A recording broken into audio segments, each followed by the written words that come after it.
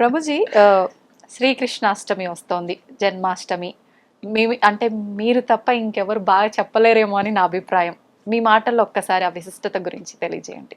కృష్ణం వందే జగద్గురుం వసుదేవసుతం దేవం కంసచారూఢమర్దనం దేవకీ పరమానందం కృష్ణం వందే జగద్గురుం. భగవంతుడు యొక్క అన్నిటికంటే ప్రేమ కృపని కానీ మనం అనుభవించాలి అని అనుకుంటే భగవంతుడి యొక్క అవతారాన్ని చూడాలి.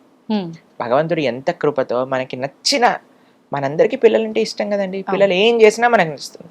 అరే వీళ్ళందరికీ పిల్లలు ఏం చేసినా నచ్చుంది కదా, నేను కూడా ఒక పిల్లవాడిలా వస్తాను అని కృష్ణుడు పిల్లవాడిగా వచ్చి ఎన్ని లీలలు చేశాడండి.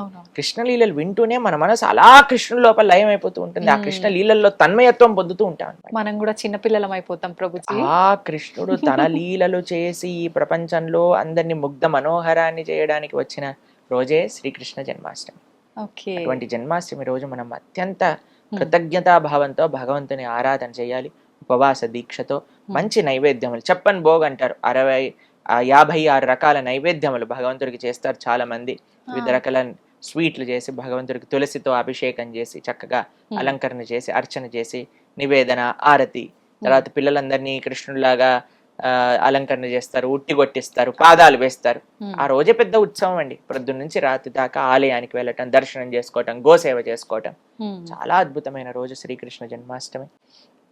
భగవంతుడు ఆవిర్భవించినప్పుడు ఎంత సుందరంగా వైభవంగా ఆవిర్భవించారు అని పోతన గారు చెప్తారు భాగవతంలో. జలధరుదేవు నాజాను చతుర్బాహు సరసీలు జాక్షు విశాలాక్షు జారు గదా శంఖ చక్ర పద్మ విలాసు కంఠ కౌస్తుభమని కాంతిబాను కమనీయ కటిసూత్ర కంకణ కేయూర శ్రీవత్సలాంఛనాంచిత విహారు సురకుండల ప్రభాయుత కుంటల లాటు వైడూర్యమని గణవర కిరీటు బాలు పూర్ణేందు రుచిజాలు సుగుణాల బాలు భక్తలోకపాలు కృపావిశాలు జూచి తిలకించి పులకించి యొబ్బి చెలరేగే వసుదేవుడు ఉత్సహింపే అని అంటారు పోతన గారు భాగవతంలో.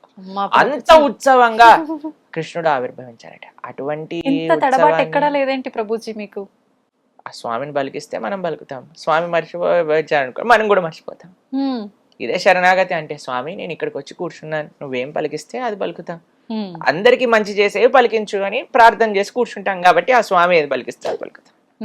ఇంత గొప్ప ఉత్సవాన్ని మనం ఎంతో వైభవంగా కృష్ణ జన్మాష్టమి చేసుకోవాలి. కృష్ణుడి లోకానికి అందించిన గీత, కృష్ణుడి లోకానికి అందించిన లీలలు మహా అద్భుతమైనవి.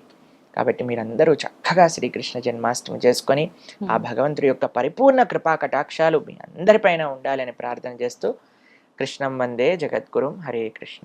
ప్రభుజీ, మనకు శ్రావణ మాసం ఆల్రెడీ ప్రారంభం అయిపోయింది. శ్రావణ మాసం అనగానే శుభకార్యాలు, చాలా రకాల, ఆ నెలంతా ఒక పండగ వాతావరణం. ఆ విశిష్టత గురించి తెలియజేయండి. శ్రావణమాసంలో వరలక్ష్మి వ్రతం చేస్తూ ఉంటారు అందరూ. లక్ష్మీదేవి యొక్క కృపా కటాక్షాలు మొత్తం మన పైన వచ్చేయాలి. కానీ ఒక విషయం ఆలోచించండి, ఆ లక్ష్మీదేవి ఏం చేస్తుంది? నారాయణుడి యొక్క పాద సేవ చేస్తుంది. కాబట్టి మన గోలు లక్ష్మీదేవిని ప్రార్థన చేయటంలో నారాయణుడి యొక్క సేవ మనకు కావాలి అని మనం భావన చేస్తూ ప్రార్థన చేస్తే, ఎందుకంటే ఇప్పుడు భర్త ఉన్న చోటే భార్య ఉండాలి అని అనుకుంటాం. కాబట్టి ఎక్కడైతే నారాయణుడు ఉంటాడో, ఎక్కడైతే నారాయణ భక్తి ఉంటుందో అక్కడే లక్ష్మీదేవి ఆనందంగా ఉంటుంది. ఇప్పుడు లంకలో కూడా సీతమ్మ ఉంది, ఆనందంగా ఉందా?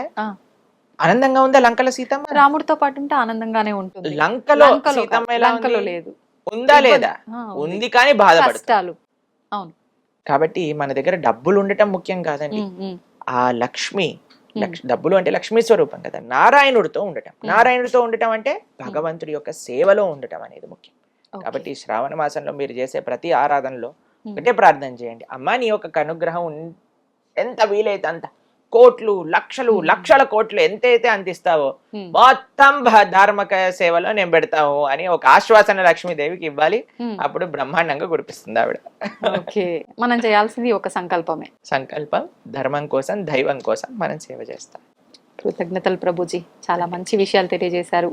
కృష్ణుడి గురించి, గొప్పతనం గురించి, ఆధ్యాత్మిక మార్గం యొక్క విలువల గురించి ప్రతిసారి మనం మాట్లాడుకుంటూనే ఉన్నాం. కానీ ఎన్నో సందేహాలు మనకు ఎన్నో కామెంట్ల రూపంలో తెలియజేస్తూనే ఉన్నారు. అవన్నీ కూడా చక్కగా వివరించారు ప్రభుజీ. హరే కృష్ణ.